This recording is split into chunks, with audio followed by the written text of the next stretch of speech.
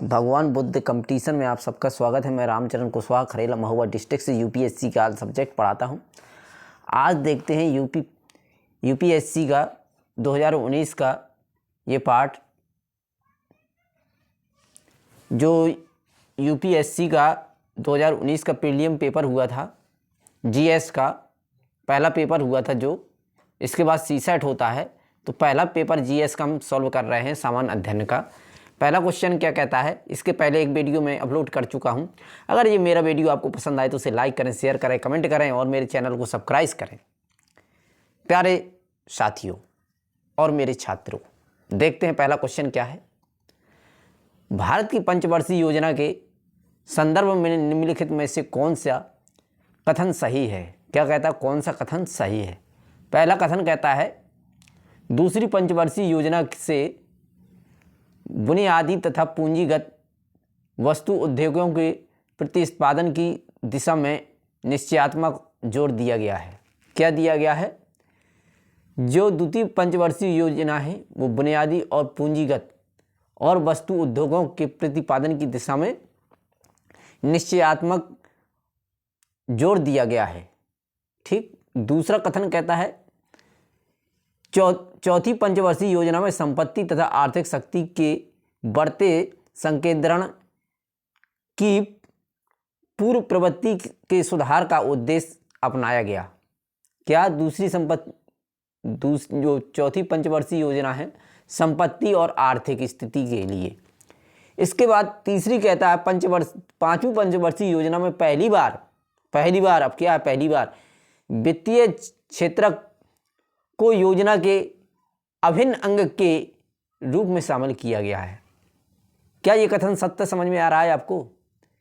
पांचवी पंचवर्षीय योजना में पहली बार नहीं है, ये आपका विकल्प जो तीसरा कह रहा है, विकल्प जो तीसरा नंबर में दिया गया है, तीसरा कथन कह रहा है, वो डाउट नहीं, निश्चित गलत है।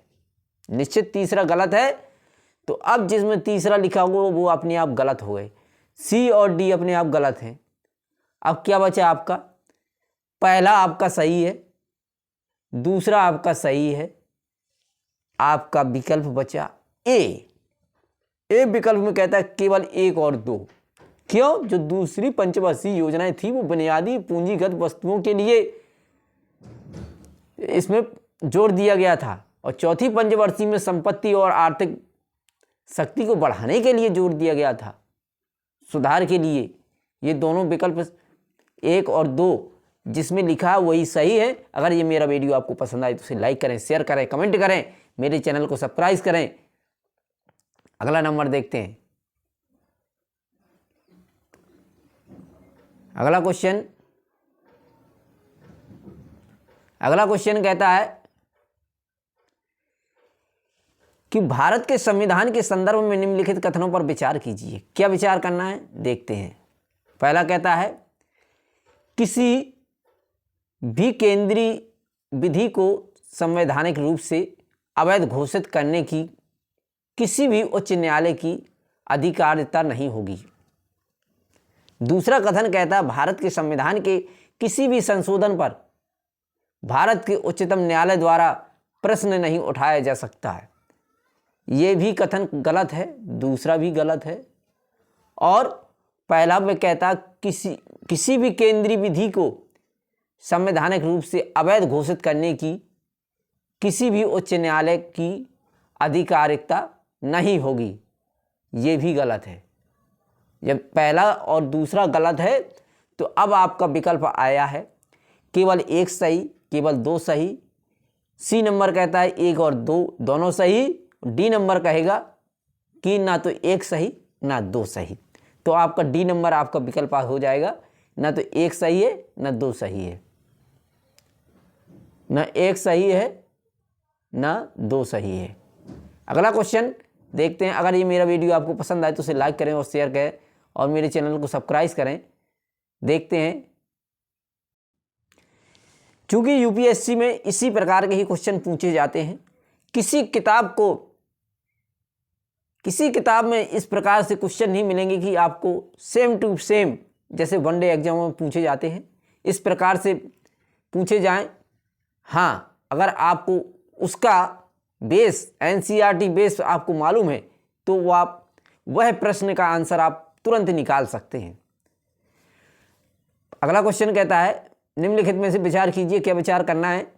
कहता है नंबर 1, क्रय शक्ति समता, परचेनिंग पावर पैरिटी, पीपीपी, विनिमय दरों की गणना विभिन्न देशों में एक समान वस्तुओं और सेवाओं के मूल्य की तुलना कर दी जाती है। दूसरा कथन कहता है पीपीपी डॉलर के संदर्भ में भारत विश्व की छठी सबसे बड़ी अर्थव्यवस्था है। ये तो आपका कथन गलत है। दूसरा कथन आपका गलत है।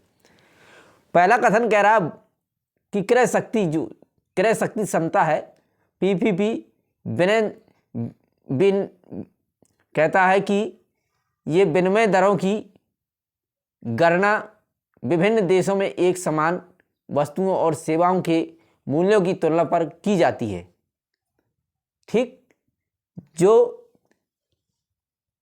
विभिन्न देशों के अलग अलग देशों के एक समान वस्तुओं और उन पे जो सेवा कर लगते हैं उनकी तुलना की जाती है कि अलग अलग लगते हैं। तो पहला कथन आपका सही है। पहला कथन आपका सही है, इसलिए केवल एक सही है। जहाँ 2 लिखा है वो गलत हो जाएंगे, तो जहाँ 2 लिखे हैं वो सब आपके गलत हो जाएंगे। दूसरा गलत है, जहाँ बी नंबर 2 गलत है, जहाँ सी नंबर 1 और दोनों उसमें भी 2 लिखा है तो वो भी गलत हो गया। अब वो कहता है ना ही 1 ना ही 2, चूंकि ना ही 2 तो 2 ही नहीं है, पहला ही नहीं, तो आपका कौन सा सही हो गया? केवल 1। अगर ये मेरा वीडियो आपको पसंद आए तो उसे लाइक करें, शेयर करें, कमेंट करें, मेरे चैनल को सब्सक्राइब करें। अगला क्वेश्चन देखते हैं। अगला क्वेश्चन देखते हैं क्या है। भारत में पिछले 5 वर्षों में खरीफ की फसलों की खेती के संदर्भ में निम्नलिखित कथनों पर विचार कीजिएगा। पहला क्वेश्चन कहता है धान की खेती के अंतर्गत क्षेत्र अधिकतम में, जो धान की खेती के क्षेत्र के अंतर्गत क्षेत्र अधिकतम है। दूसरा कहता है ज्वार की खेती के अंतर्गत क्षेत्र तिलहनों की खेती के अंतर्गत क्षेत्र की तुलना में अधिक है। तीसरा कहता है कपास की खेती का क्षेत्र गन्ने की खेती के क्षेत्र की तुलना में अधिक है। चौथा कहता है गन्ने की खेती के अंतर्गत क्षेत्र निरंतर घटा। जो कहता है चौथा विकल्प कहता है, चौथा जो नंबर कहता है कि चौथा कथन उसका है कि गन्ने की खेती के अंतर्गत क्षेत्र निरंतर घटा है। तो ये आपका विकल्प आपका ये गलत बता रहा है। जो चौथा विकल्प है वो चौथा कथन उसका गलत है। इसके बाद वो दूसरा भी एक क्वेश्चन और उसमें कह रहा है कि ज्वार की जो खेती है, ज्वार की खेती के अंतर्गत क्षेत्र तिलहनों की खेती के अंतर्गत क्षेत्र की तुलना में अधिक है, ज्वार की नहीं है। ये भी दूसरा भी गलत है। अब एक आपको पता हो जाए, आप आंसर निकाल सकते हैं। जिसमें 4 लिखा है वो तो गलत हो गए, बी और सी ये तो आपकी गलत हैं। डी में देखते हैं क्या है। डी में भी 4 लिखा है, वो भी काट दीजिए। आपका ए नंबर सही है, 1 और 3। ए नंबर सही है, 1 और 3, या दूसरा भी काट सकते थे, तीनों कट जाएंगे दूसरे में भी। आपका ए नंबर सही है। अगर ये मेरा वीडियो आपको पसंद आए तो उसे लाइक करें, शेयर करें, कमेंट करें, मेरे चैनल को सब्सक्राइब करें। लीजिएगा अगला सवाल क्या है। अगला क्वेश्चन देखते हैं।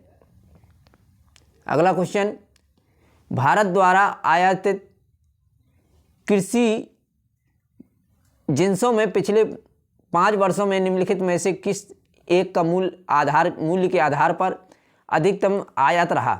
कहता है भारत द्वारा आयात कृषि जिन्सों में पिछले 5 वर्षों में निम्नलिखित में से किस एक का मूल्य के आधार पर अधिकतम आयात रहा है। किस एक पर 5 वर्षों से पहला कहता है मसाले पर, दूसरा कहता है बी नंबर कहता है ताजे फल पर, तीसरा नंबर कहता है सी नंबर दलहन पर, डी नंबर कहता है वनस्पति पर। क्या कह रहा है, आयात जो कृषि जिन्स हैं मैं पिछले 5 वर्षों में निम्नलिखित में से किसी एक का मूल्य के आधार पर अधिकतम आयात रहा है। किसका रहा है, वनस्पति का। किसका रहा है, वनस्पति का। अगर ये मेरा वीडियो आपको पसंद आए तो उसे लाइक करें, शेयर करें, कमेंट करें और मेरे चैनल को सब्सक्राइब करें। अगला नंबर देखते हैं क्या है। अगला नंबर कहता है कि राज्य व्यवस्था के संदर्भ में निम्नलिखित में से किस एक को आप स्वतंत्रता की सर्वाधिक आयुक्त व्याख्या के रूप में स्वीकार करेंगे। पहला कहता है राजनीतिक शासकों की तानाशाही के विरुद्ध संरक्षण, दूसरा कहता है नियंत्रण का अभाव, सी नंबर कहता है इच्छा अनुसार कुछ भी करने का अवसर, डी नंबर कहता है स्वयं को पूर्णतः विकसित करने का अवसर। देखिएगा एक बार और देखते हैं प्रश्न क्या कह रहा है। राज्यसभा के संदर्भ में निम्नलिखित में से किस एक को आप स्वतंत्र की सर्वाधिक उपयुक्त व्याख्या के रूप में स्वीकार करेंगे स्वतंत्रता के लिए। तो देखिएगा स्वयं को पूर्ण विकसित करने पर, जो स्वयं को पूर्ण विकसित करने का अवसर होगा वही आपका स्वतंत्रता की सर्वाधिक उपयुक्त व्याख्या के लिए स्वीकार किया जाएगा। अगर ये मेरा वीडियो आपको पसंद आए तो इसे लाइक करें, शेयर करें, कमेंट करें और मेरे चैनल को सब्सक्राइब करें। अगला क्वेश्चन देखते हैं क्या है।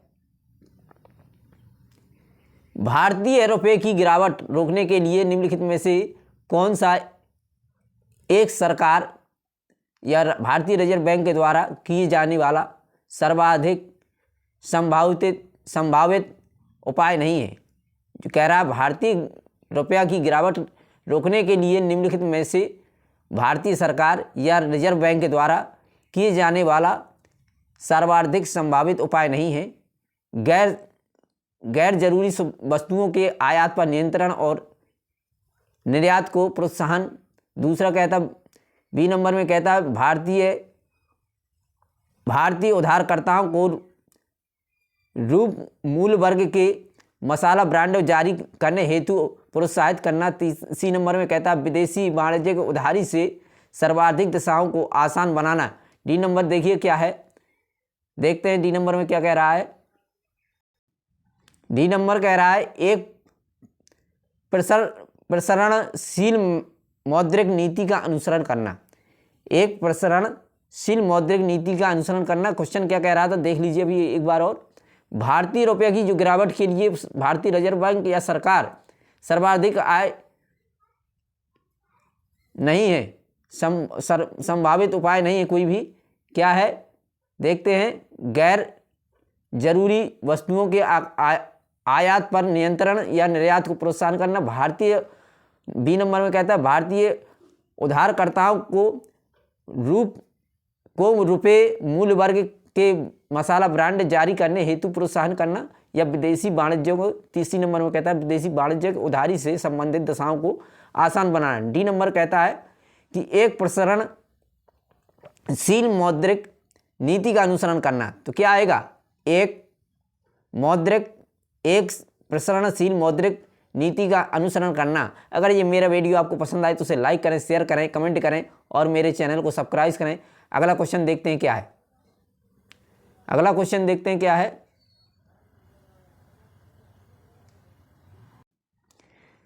अगला क्वेश्चन देखते हैं, निम्नलिखित कथनों पर विचार कीजिए। क्या विचार करना देखिएगा। कहता है भुगतान प्रणाली आंकड़ों के भंडारण के संबंध में भारतीय रिजर्व बैंक के हाल का निर्देश जिसे प्रचलित रूप से डेटा डिक्टेट के रूप में जाना जाता है, भुगतान प्रणाली प्रदाताओं को समादेशित करता है। पहला विकल्प कहता है, पहला जो उसका कथन है वो कह रहा है वे यह सुनिश्चित करेंगे कि उनके द्वारा संचालित भुगतान प्रणालियों से संबंधित समग्र आंकड़े एक प्रणाली के अंतर्गत केवल भारत में भंडारित किए जाएंगे। दूसरा कहता है वे सुनिश्चित करेंगे कि इन प्रणालियों को स्वामित्व और संचालन सार्वजनिक क्षेत्र को उद्गम ही करेंगे। दूसरा दूसरे जो कथन कह रहा है, एक बार और समझें। वे यह सुनिश्चित करेंगे कि इन प्रणालियों का स्वामित्व और संचालन सार्वजनिक क्षेत्र के उद्यम से ही करेंगे। दूसरा भी और पहला भी, अगर दूसरा गलत है तो पहला सही है, अगर पहला गलत है तो दूसरा सही है। ठीक, आगे चलते हैं और कहते हैं कैलेंडर में। आगे कहता है वे कैलेंडर वर्ष की समाप्ति तक भारत के नियंत्रक एवं महालेखा परीक्षक को समेकित प्रणाली लेखा परीक्षा रिपोर्ट प्रस्तुत करेंगे। तो जो आपका तीसरा कथन कह रहा है वे कैलेंडर वर्ष की समाप्ति तक, ऐसा नहीं है, तीसरा गलत हो गया है। तीसरा गलत है, जहाँ यहाँ तीसरा लिखा वो आपके विकल्प गलत हो गए। अब इसके बाद वो कहता है दूसरा और पहला एक हमें दिशा करना है, या तो पहला गलत है या दूसरा गलत है। अगर पहला गलत है तो सब क्वेश्चन गलत हो जाएंगे। एक कॉन्सेप्ट पकड़ने का तरीका, क्यों, हमें ये मालूम है कि केवल एक लिखा है पहले विकल्प में, दूसरे में लिखा है एक और दो, केवल एक और दो। अगर हमने एक को सही कर दिया तो केवल एक होगा। अगर दो को गलत करते हैं एक को सही, तो केवल एक है, पहला विकल्प ए नंबर में। अगर दूसरे को हम सही करते हैं और पहले को गलत करते हैं तो सब ये दोनों भी विकल्प गलत हो जाएंगे। इसलिए एक गलत करना है। क्यों? क्योंकि एक में वो कह रहा, पहले में कहता है वे यह सुनिश्चित करेंगे कि उनके द्वारा संचालित भुगतान प्रणालियों से संबंधित समग्र आंकड़े एक प्रणाली के अंतर्गत केवल भारत में भंडारित किए जाएंगे। और दूसरा जो उसमें कंडीशन कह रहा है, यह वे सुनिश्चित करेंगे कि इन प्रणालियों का स्वामित्व संचालन सार्वजनिक क्षेत्रों के उद्यम से ही करेंगे। ठीक, तो दूसरा आपका गलत है, तो केवल पहला सही हो गया। देखिए, हमें यह भी मालूम नहीं कि पहला सही है कि दूसरा। अगर हम पहला गलत करते हैं तो ये सब विकल्प चारों गलत हो जाएंगे। ऐसा कहीं पेपर में होता ही नहीं कि चार विकल्प दिए जाएं, चारों गलत हो। एक सही होगा। जब एक सही होगा तो हम अपने आप दूसरे को गलत कर देंगे, पहला ही सही हो जाएगा। अगर ये मेरा वीडियो आपको पसंद आए तो उसे लाइक करें, शेयर करें, कमेंट करें और मेरे चैनल को सब्सक्राइब करें। देखते हैं अगला क्वेश्चन क्या है।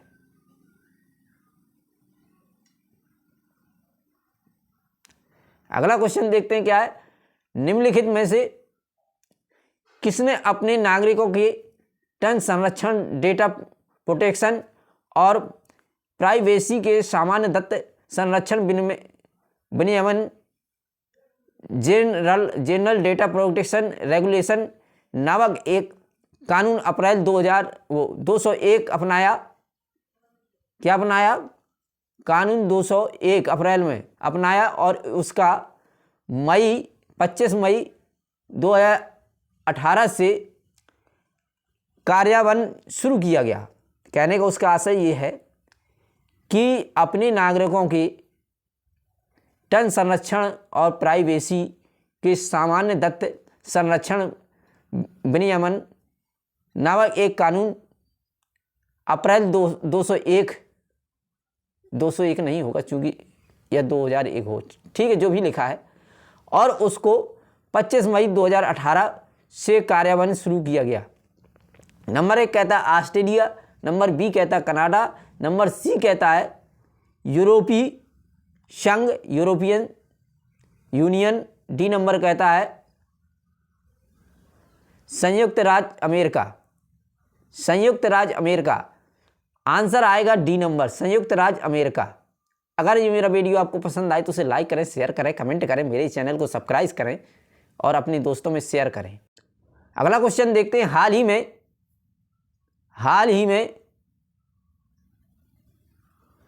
ही में भारत ने निम्नलिखित में से किस देश के साथ नाभिक क्षेत्र में सहयोग क्षेत्र के और कार्यान्वयन हेतु कार्य योजना प्रारंभिक तौर पर हस्ताक्षर किया गया है? किया है किसके साथ?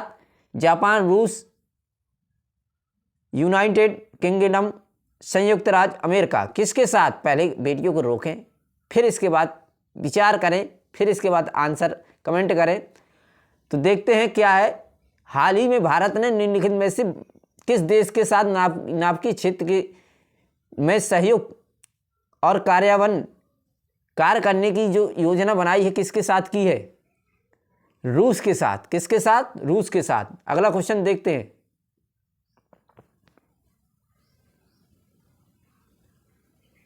अगला क्वेश्चन क्या है? किसी अर्थव्यवस्था में मुद्रा गुणक निम्नलिखित में से किस एक के साथ साथ बढ़ता है। कहता है किसी अर्थव्यवस्था में मुद्रा गुणक निम्नलिखित में से किस एक के साथ बढ़ता है। तो किसके साथ बढ़ता है? आरक्षित नकदी अनुपात में वृद्धि हो, कैश रिजर्व हो, यह कहता है जनता की बैंकिंग आदतों में वृद्धि हो, यह कहता है सार्वजनिक वो सांविधिक ही नकदी जो नकदीकरण है उसके द्वारा वृद्धि हो, यह कहता है देश की जनसंख्या में वृद्धि हो। तो अर्थव्यवस्था जो मुद्रा गुणक है, मनी मल्टीप्लायर है, उसके लिए किसके साथ बढ़ता है? तो जनता की बैंकिंग के द्वारा। किसके? जनता की बैंकिंग के द्वारा। अगर ये मेरा वीडियो आपको पसंद आए तो उसे लाइक करें और शेयर करें, मेरे चैनल को सब्सक्राइब करें। अगला क्वेश्चन कहता है, अगला क्वेश्चन देखिएगा, भारत में विशिष्ट असुरक्षित जनजातीय समूह के बारे में PVTGS के बारे में निम्नलिखित कथनों पर विचार कीजिएगा।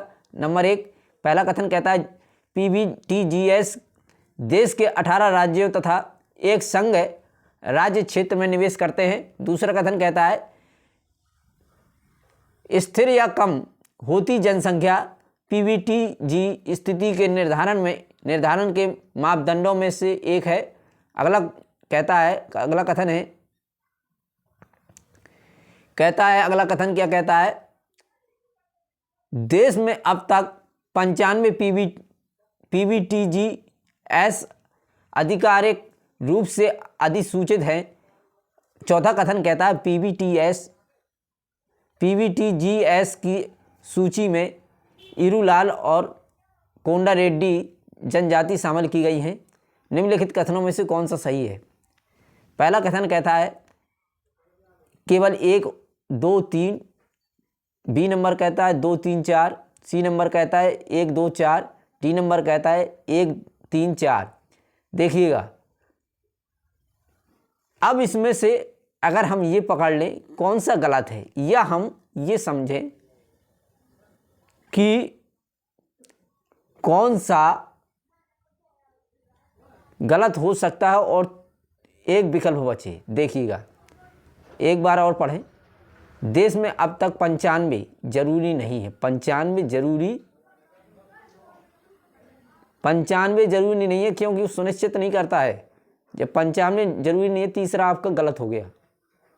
जब तीसरा गलत है तो जहाँ 3 लिखा है वो आपके गलत हो जाएंगे, जहाँ 3 नहीं लिखा है वो सही हो जाएंगे।